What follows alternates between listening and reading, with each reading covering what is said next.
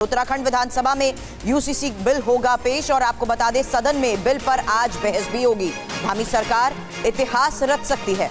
हालांकि इस बिल के मसौदे में क्या है इसके बारे में एक एक डिटेल जानकारी भी आपके सामने होगी, लेकिन बड़ी खबर यह है कि उत्तराखंड विधानसभा में यूसीसी बिल पेश होगा और सदन में बिल पर बहस भी होगी। धामी सरकार इतिहास रच सकती है। सीएम आवास पर हुई कैबिनेट की बैठक में यूनिफॉर्म सिविल कोड को प्रस्तुत किया गया, जिसके बाद मंत्रिमंडल ने बिल को विधानसभा के पटल पर रखे जाने का अनुमोदन दिया। उत्तराखंड में यूसीसी लागू होने से दशकों से चली आ रही कुरीतियों पर विराम लग जाएगा। सभी लोगों को एक समान अधिकार मिल सकेगा। यूसीसी के लिए धामी सरकार ने मई 2022 से कवायद शुरू कर दी थी। यूनिफॉर्म सिविल कोड का कुछ संगठनों द्वारा विरोध किया जा रहा है, जिसको देखते हुए पुलिस प्रशासन सतर्कता बरत रहा है। वहीं विपक्ष कांग्रेस ने यूसीसी पर खास तौर पर रणनीति बनाने के लिए मंथन किया है। और इस बीच अगली बड़ी खबर ज्ञान वापी से जुड़ी दो मामलों पर आज सुनवाई है। वाराणसी कोर्ट और इलाहाबाद हाई कोर्ट में सुनवाई होगी। एसआई सर्वेक्षण की मांग वाली याचिका पर सुनवाई होगी। व्यास जी, तहखाने में पूजा के खिलाफ हाई कोर्ट में सुनवाई होगी।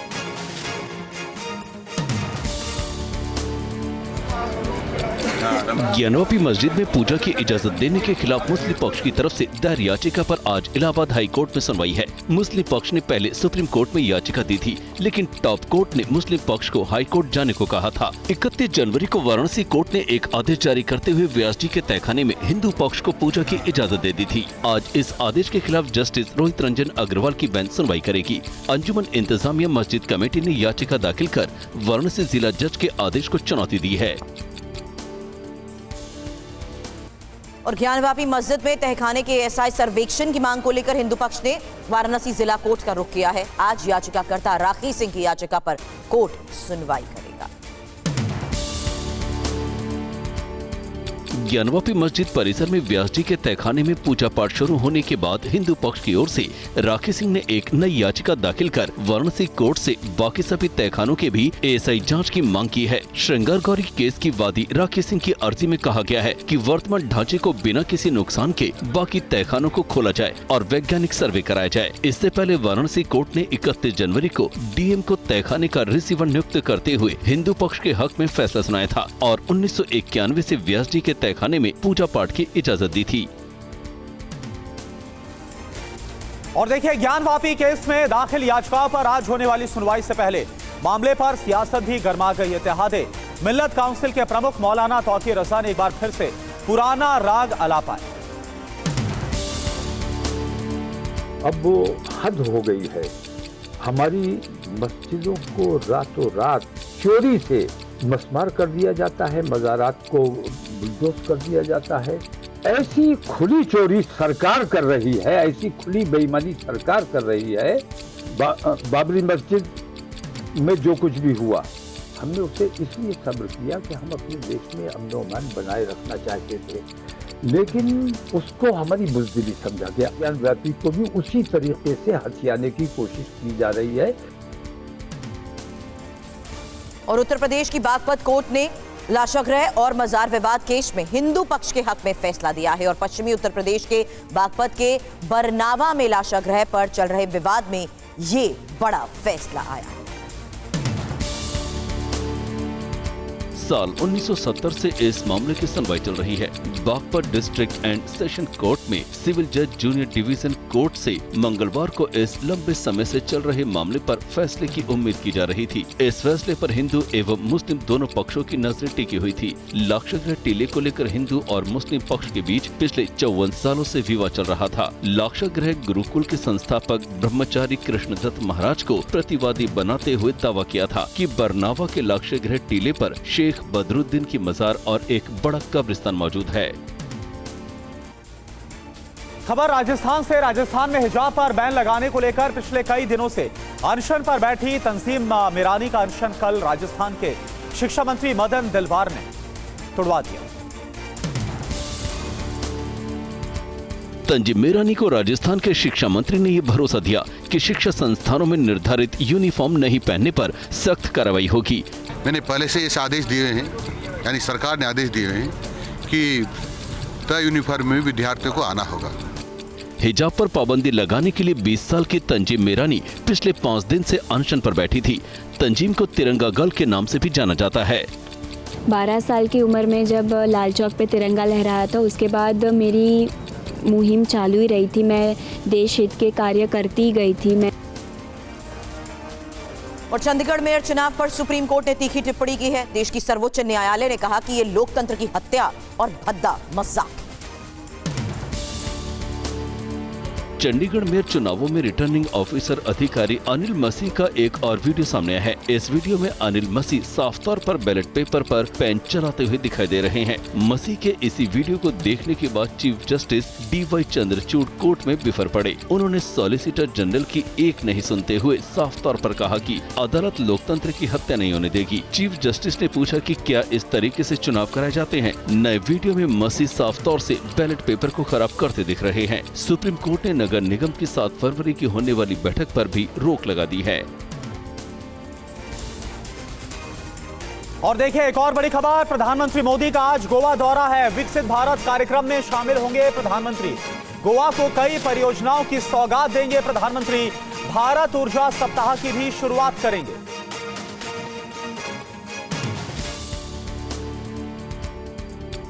पीएम मोदी गोवा में भारत ऊर्जा सप्ताह 2024 का उद्घाटन करेंगे और 1350 करोड़ रुपए से अधिक की अलग अलग परियोजनाओं की आधारशिला रखेंगे। ऊर्जा सप्ताह भारत की सबसे बड़ी और एकमात्र ऊर्जा प्रदर्शनी सम्मेलन है, जिसमें अलग अलग देशों के 17 ऊर्जा मंत्री हिस्सा लेंगे। भारत ऊर्जा सप्ताह 2024 का आयोजन 6 से 9 फरवरी के बीच किया जा रहा है। कार्यक्रम में 900 से अधिक प्रदर्शनी भी लगाई गई है। साथ ही राष्ट्रीय प्रौद्योगिकी संस्थान के स्थायी परिसर राष्ट्र को समर्पित करेंगे। मोदी विकसित भारत विकसित गोवा 2047 कार्यक्रम को भी संबोधित करेंगे।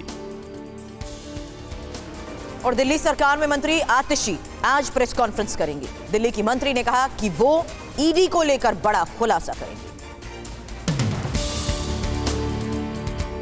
दिल्ली की कैबिनेट मंत्री आतिशी ने ट्वीट के जरिए बड़ा धमाका किया है। आपकी मंत्री आतिशी ने ट्वीट कर लिखा है कि वो आज सुबह 10 बजे ईडी को लेकर विस्फोटक खुलासा करेंगी। दरअसल आप और दिल्ली पुलिस के बीच रार बढ़ती जा रही है। आम आदमी पार्टी के विधायकों की खरीद फरोख्त के दावे के बाद क्राइम ब्रांच की टीम मुख्यमंत्री कार्यालय को नोटिस सर्व करने के बाद मंत्री आतिशी के घर भी नोटिस लेकर पहुंची, जिसके बाद आम आदमी पार्टी के नेता और बीजेपी के बीच वार पलटवार शुरू हो गया है। आम आदमी पार्टी की तरफ से बीजेपी पर कई आरोप लगाए गए हैं।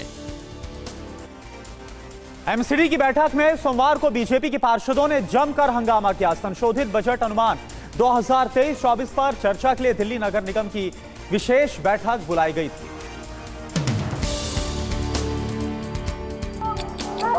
तस्वीरें दिल्ली नगर निगम की हैं, जहां एक बार फिर से अखाड़े जैसा नजारा देखने को मिला। पार्षदों ने जमकर नारेबाजी करते हुए बवाल काटा। विपक्षी पार्षदों ने सीट से उठकर मेयर मैडम हाय हाय के नारे लगाए। बीजेपी पार्षदों ने आप सरकार और दिल्ली मेयर पर स्थायी समिति के चुनावों से बचने की कोशिश करने का आरोप लगाया है। उनका आरोप है कि आपको पता है कि वो चुनाव में बहुमत हासिल करने की स्थिति में नहीं है, क्योंकि उसके कई पार्षद पार्टी को वोट नहीं देंगे। और दिल्ली के सीएम अरविंद केजरीवाल की उपस्थिति में मुख्यमंत्री तीर्थ यात्रा योजना के तहत 89वीं ट्रेन रवाना की गई है। ट्रेन दिल्ली के बुजुर्गों को श्री तिरुपति ले जाएगी। इस मौके पर सीएम केजरीवाल सभी बुजुर्ग यात्रियों से मिलने पहुंचे और उनका आभार जताया। साथ ही केजरीवाल ने कहा कि इसकी प्रेरणा हमें श्रवण कुमार के जीवन से मिली है। बुजुर्गों को तीर्थ यात्रा कराने से पुण्य मिलता है। तो दिल्ली के बुजुर्गों को तीर्थ यात्रा पे ले जाना मेरा धर्म है, मेरा कर्तव्य है,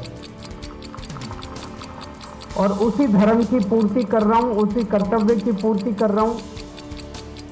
मेरी कोशिश है कि दिल्ली के एक एक बुजुर्ग को कम से कम एक बार तीर्थ यात्रा जरूर करा दी जाए। अरुणाचल प्रदेश के सीएम पेमा खांडू अपने कैबिनेट मंत्रियों, विधायकों और प्रशासनिक अधिकारियों के साथ अयोध्या में रामलला के दर्शन के लिए पहुंच रहे हैं। खबर आपको।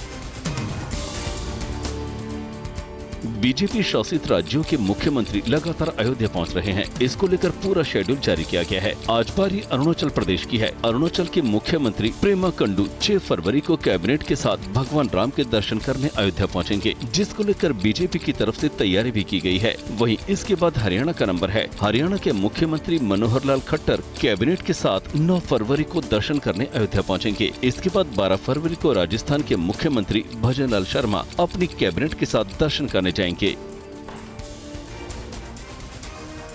और राम मंदिर बनने के बाद देश के अलग अलग शहरों से अयोध्या के लिए कनेक्टिविटी बढ़ाने पर भी जोर दिया जा रहा है। अब आस्था ट्रेन मुंबई से अयोध्या के लिए रवाना की गई। इस दौरान राम भक्तों में जबरदस्त उत्साह नजर आया। आस्था ट्रेन से काफी संख्या में महिलाएं भी अयोध्या के लिए रवाना हुई। बहुत ज्यादा आस्था है और अपने मन की खुशी बता नहीं सकते। ट्रेन को रवाना करने के लिए खुद डिप्टी सीएम देवेंद्र फडणवीस पहुंचे और इस दौरान उन्होंने लोगों को संबोधित भी किया। सुप्रीम कोर्टामुळे झालं, पण मोदीजींचं सरकार नसतं तर कधीच हे होऊ शकलं नसतं, कारण सुप्रीम कोर्टात या नालायक लोकांनी राम काल्पनिक होते। और चलिए बात करते हैं बाबा बागेश्वर के। धीरेन्द्र शास्त्री का पानीपत दौरा विवादों में घिर गया है। कथा के दौरान पंडित धीरेन्द्र शास्त्री ने अपने अंदाज में लोगों को संबोधित किया और इसके बाद पानीपत के किसान भड़क गए। कहो पानीपत के पागलों, कैसे हो? बढ़िया हो? हरियाणा दौरा विवादों में घिर गया है। उनकी भाषा पर पानीपत के किसान भड़क गए हैं। उन्होंने धीरेन्द्र शास्त्री को 72 घंटे का अल्टीमेटम देते हुए माफी मांगने को कहा है। भारतीय किसान यूनियन से जुड़े नेता का कहना है कि माफी नहीं मांगने पर उनके खिलाफ पुलिस को शिकायत की जाएगी और कानूनी लड़ाई भी लड़ी जाएगी। हालांकि धीरेन्द्र शास्त्री का पागल कहकर संबोधन का ये अंदाज पहले भी दिख चुका है। पुणे के गीता भक्ति अमृत महोत्सव कार्यक्रम को संबोधित करते हुए आरएसएस प्रमुख मोहन भागवत ने राम मंदिर उद्घाटन को एक साहसिक कार्य बताया। उन्होंने कहा कि 22 तारीख को रामलला आ गए, इसके लिए हमने कार्य किया। पुणे में गीता भक्ति अमृत महोत्सव कार्यक्रम के दौरान मोहन भागवत को सम्मानित किया गया। इस दौरान स्वामी गोविंद गिरी भी मौजूद रहे। इस मौके पर मोहन भागवत ने कहा कि ये आज की पीढ़ी के लिए सौभाग्य की बात है कि उन्हें रामलला को अपनी जगह पर देखने का मौका मिला। ये सिर्फ और सिर्फ भगवान के आशीर्वाद और उनकी इच्छा से ही सफल हो पाया। ये सारे पुरुषार्थ के बावजूद भी किया नहीं है। 4 बातें हमने ठीक से पूरी की, इसलिए भगवान की कृपा बरसी है, उनकी इच्छा से हुआ है। नवी मुंबई से आग से होने वाले 2 अलग अलग हादसों की चौंकाने वाली तस्वीरें सामने आई है। रिपोर्ट आप देखिए। नई मुंबई के पॉश इलाके में उस वक्त हड़कंप मच गया जब बीती रात एक मल्टी स्टोरी बिल्डिंग की 27वीं मंजिल पर भीषण आग लग गई। तेज हवाओं के कारण लपटों ने ऐसा विकराल रूप धारण किया कि निर्माणाधीन बिल्डिंग में इस्तेमाल मेटल के सामान पिघलकर नीचे गिरने लगे। हालांकि कड़ी मशक्कत के बाद दमकल कर्मियों ने आग को काबू कर लिया, लेकिन लाखों का सामान जलकर खाक हो गया। दूसरी घटना भी नई मुंबई में देर शाम घटी जब वाशी इलाके में सड़क पर आमने सामने की भिड़ंत के बाद 2 कारों में आग लग गई। हालांकि कार में सवार 3 लोग बाल बाल बच गए। और पंजाब के बठिंडा में एक ऐसा स्कूल सामने आया है जहां एक ही छात्र पढ़ने आता है और इसके लिए स्कूल में एक ही अध्यापिका की तैनाती की गई।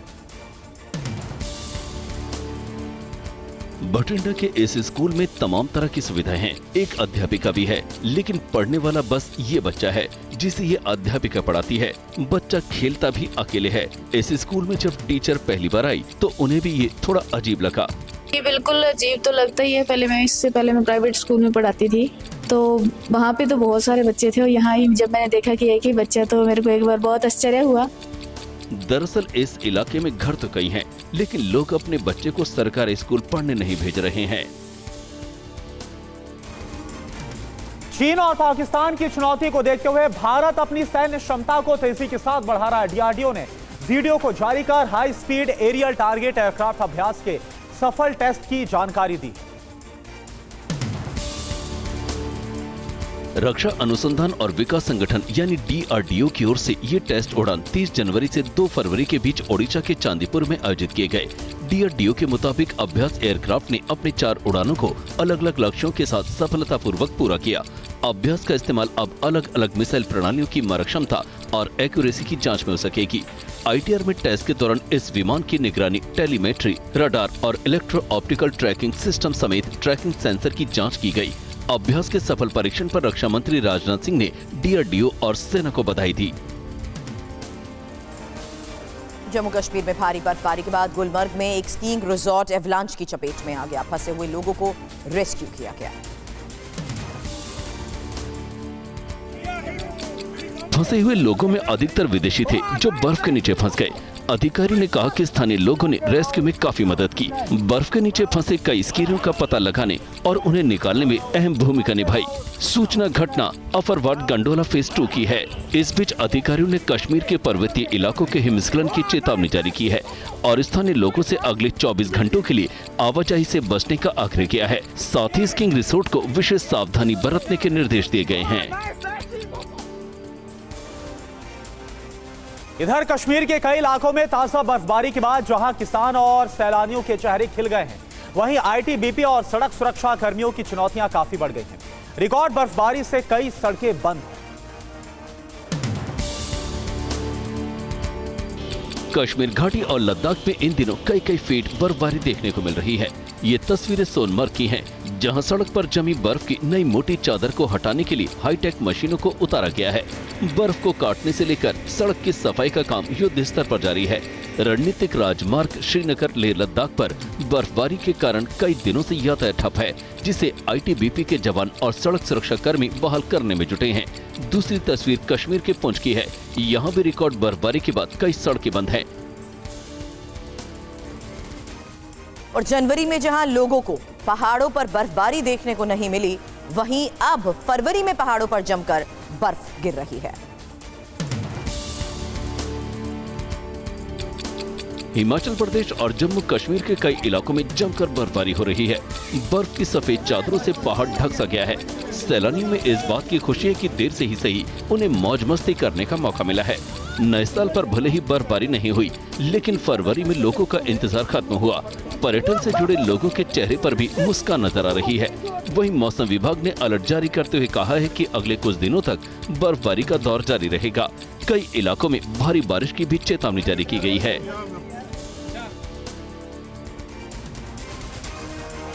तो कश्मीर और हिमाचल की तरह इन दिनों उत्तराखंड की कई चोटियों पर भी भीषण बर्फबारी का दौर जारी है। केदारनाथ धाम में भी 5 फीट तक बर्फ जम गई।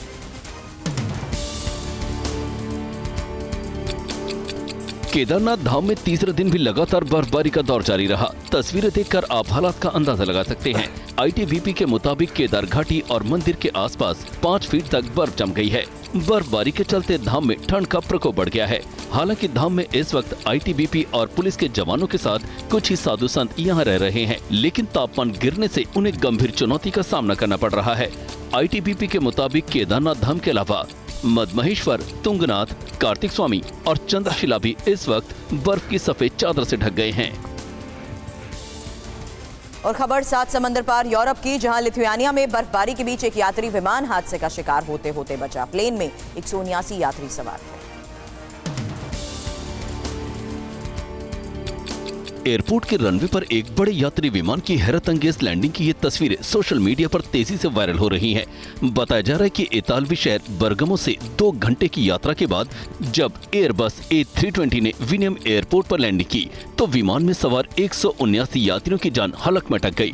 दरअसल बर्फबारी की वजह से रनवे पर बर्फ की मोटी चादर बिछ गई थी, जिसके खतरनाक होने का अंदाजा पायलट ने भी नहीं किया था। लेकिन जैसे विमान रनवे पर लैंड किया, वो फिसलकर अनियंत्रित हो गया। गनीमत की पायलट ने इमरजेंसी ब्रेक लगाई और प्लेन रुक गया।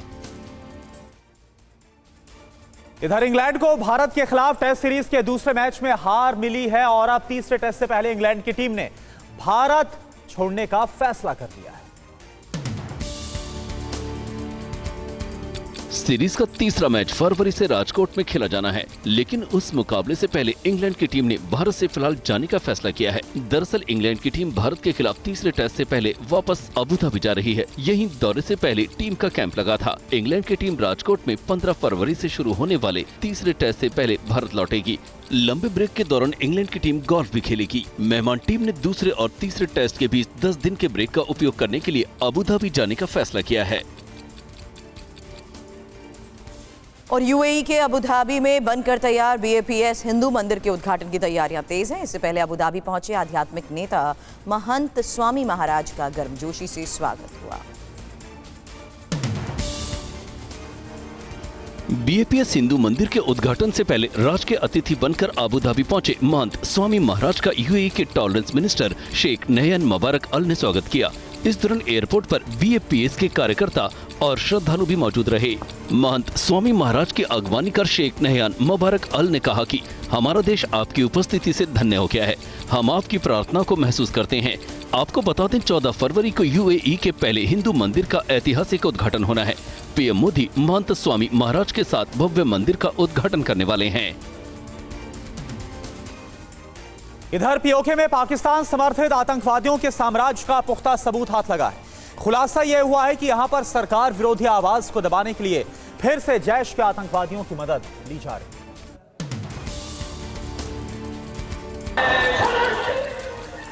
चेहरे पर नकाब और हाथों में हथियार लिए ये आतंकी जैश-ए मोहम्मद के बताए जा रहे हैं। दावा है कि पाकिस्तान सेना और ISI के निर्देश पर इन आतंकियों ने POK के सबसे बड़े शहर रावलकोट में रैली की। ये रैली आम चुनाव के लिए माहौल बनाने और विरोधी गुटों की आवाज को दबाने के मकसद से की गई। कश्मीर एकजुटता दिवस पर आयोजित इस रैली में जैश के कई मोस्ट वांटेड आतंकी शामिल हुए और भारत के खिलाफ जहर उगला। इससे पहले भारतीय एजेंसियों को रावलकोट में जैश के कई ट्रेनिंग सेंटर होने के भी सबूत मिले हैं। अमेरिका में इस साल होने वाले राष्ट्रपति चुनाव को लेकर बाइडेन दोबारा अपने विरोधियों को चित करने के लिए मैदान में उतर आए हैं। लास वेगास में बाइडेन अलग ही अंदाज में दिखे।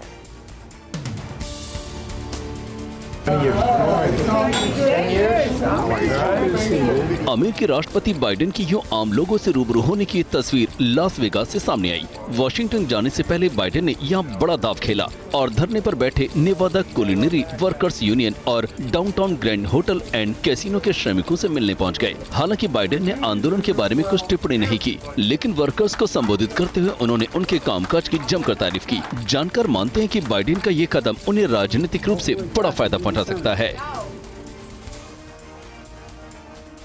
फिलिस्तीन के वेस्ट बैंक में इजरायली सेना के ऑपरेशन के दौरान एक नाबालिग की गोली लगने से मौत हो गई। घटना का CCTV फुटेज हैरान कर देने वाला है।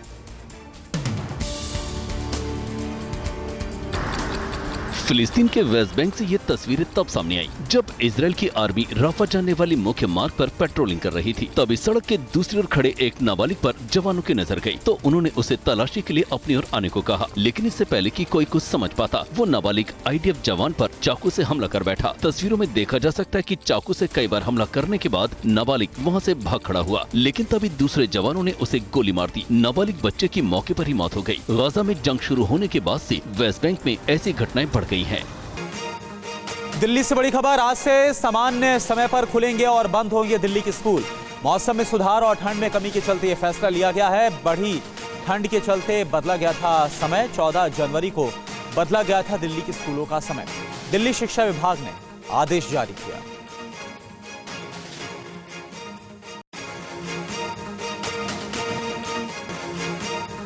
पंजाब में BSF ने 2 संदिग्धों को गिरफ्तार किया। तरनतारन और गुरदासपुर से गिरफ्तारी को लेकर बड़ी खबर। इस बीच एक आरोपी पाकिस्तान तो दूसरा अफगानिस्तानी नागरिक है। अंतर्राष्ट्रीय सीमा के पास से ये गिरफ्तारी हुई है।